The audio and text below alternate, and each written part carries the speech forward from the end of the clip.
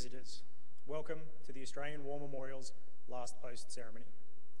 My name is Chris Weidenbar, and joining us today from the Royal Australian Navy is Lieutenant Commander Amy Onyake. We warmly welcome the family of Chief Petty Officer Edward Charles Perkins, whose story will be told shortly. We are honoured to acknowledge Vice Admiral Ben Key, Royal Navy Fleet Commander, United Kingdom, Rear Admiral Stuart Meyer, Commander, Australian Fleet, Major General Akhtar Nawaz, Commandant, Pakistan Military Academy, Colonel Simon Monterola, Director of International Engagement, representing Chief of Army, Australia, Major General Nunu Nugraha, Indonesian National Security Visiting Fellow, National Security College, Australian National University, their accompanying delegations, and Mr. Jack Aaron, representing the Naval Association of Australia. We welcome the veterans who have served, those that are still serving, and the families that support them. We acknowledge the members of RSL and Services Clubs Association, RSL Victoria, and RSL Queensland who are watching the broadcast of this ceremony across Australia. During this evening's ceremony, wreaths will be laid at the base of the pool of reflection by family, visitors, and students from the National Indigenous Science and Engineering Summer School at the Australian National University. Please stand and join in singing the National Anthem.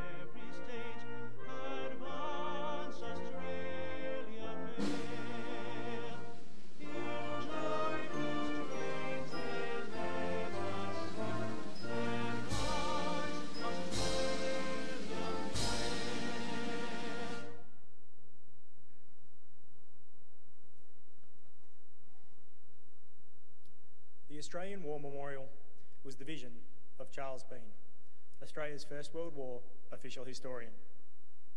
Bean landed with the Australian troops on Gallipoli and stayed with them at the front through to the end of the war. The idea of this National Museum and Memorial came to him at Pozières, France, in the depths of the bloody fighting of 1916. Bean's idea was that this would be a place where families and friends could mourn loved ones buried in faraway places.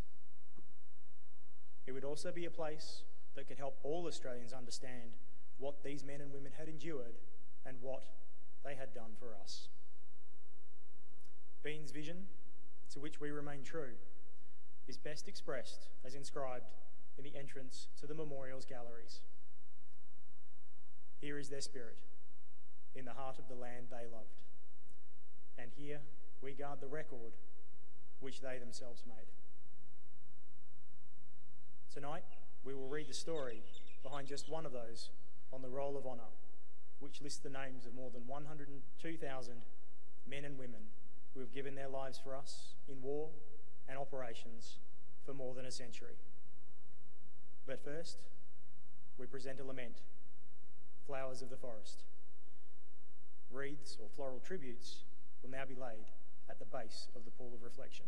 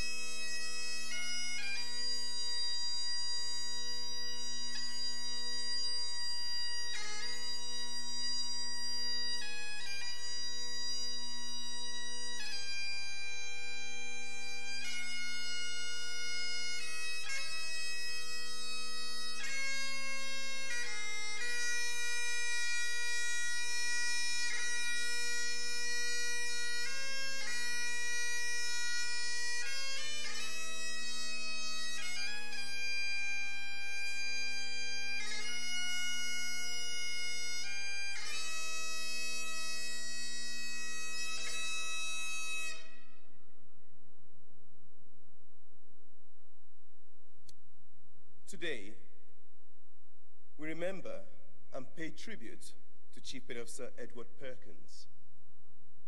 Known as Ted to family and friends, Edward Perkins was born on the 5th of March, 1994 in Melbourne, one of 7 children born to Harry and Emma Perkins. Young Edward attended Essendon State School, after which he became an apprentice farrier, working for R.J. Lachlan of North Melbourne. Perkins joined the Navy on the 12th of April, 1915 in Melbourne. His prior experience with the Citizen Forces Engineers and the Essendon Rifles meant he was a valuable asset to his unit, the 1st Royal Australian Naval Bridging Train. He was immediately made Chief Petty Officer Farrier and was one of the few men in the unit with horse handling experience. On the 4th of June, 1915, Perkins and the rest of the bridging train left Australia on the transport ship Port Macquarie. Originally bound for England, after 6 weeks, the group was diverted to Gallipoli for the coming offensive. Reaching Imbros Island in late July, Perkins and his comrades trained constructing pontoon bridges and piers, the main task they would face on Gallipoli during the coming August offensive. While Australian troops launched diversionary attacks, the Royal Australian Naval Bridging Train would be sent further north to Suvla Bay, where a mainly British force was to land. They began landing on the 8th of August and immediately began constructing pontoon piers on the beach and managing the unloading and distribution of stores, including vital water supplies. Perkins and his comrades carried out their jobs over the next month with great skill and determination, and were highly regarded by their British and Dominion comrades. However, the bridging train's base at Kangaroo Point was an important supply point, and the men frequently had to work under aircraft and artillery fire. During the early morning of the 6th of September, Kangaroo Point was heavily shelled by the Turks. Edward Perkins was killed outright by a direct hit on his dugout. Able Seaman Laurie Smee wrote in his diary, "This has been a sorrowful day for all hands." And Lieutenant Legg reflected that the loss of such a fine young fellow was his saddest experience. Perkins' body was buried in Kangaroo Point Cemetery, but was later reinterred to Hill 10 Cemetery in Suvla Bay. Back home in Melbourne, family and friends grieved. On the 1st anniversary of Perkins' death, his family published in memoriam notices in the Argus newspaper, including the epitaph, "Though the waves of ocean divide us, and you sleep on a foreign shore, remembrance is a relic that will last forevermore." Edward Perkins was 21 years old. His name is listed on the Roll of Honor on my right, amongst almost 62,000 Australians who died while serving in the First World War. His photograph is displayed beside the pool of reflection. This is but one of the many stories of service and sacrifice told here at the Australian War Memorial. We now remember Chief Petty Officer Edward Perkins, who gave his life for us, for our freedoms, and in the hope of a better world.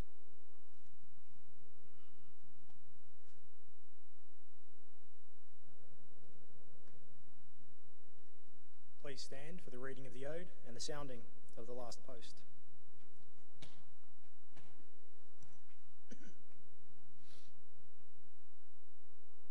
They have no grave but a cruel sea. No flowers lay at their head. A rustling hulk is their tombstone, afast the ocean bed. They shall grow not old, as we that are left grow old. Age shall not weary them, nor the years condemn. At the going down of the sun, and in the morning, we will remember them. We will remember them.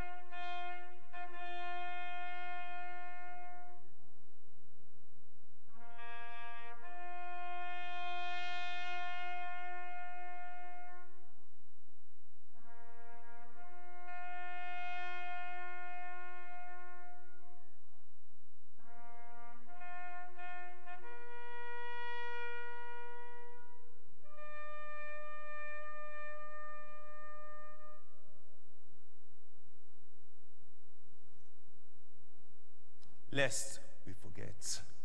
Lest we forget.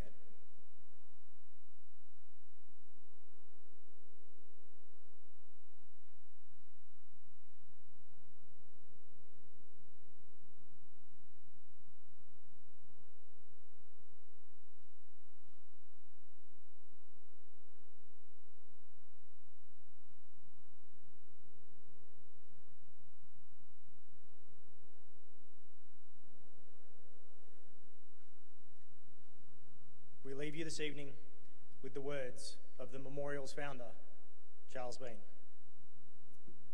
Many a man lying out there at Poziere or in the low scrub at Gallipoli with his poor, tired senses barely working through the fever of his brain has thought in his last moments, well, it's over. But in Australia, they will be proud of this. Ladies and gentlemen, girls and boys, that concludes the last post ceremony. We thank you for visiting the Australian War Memorial and wish you all a very good evening.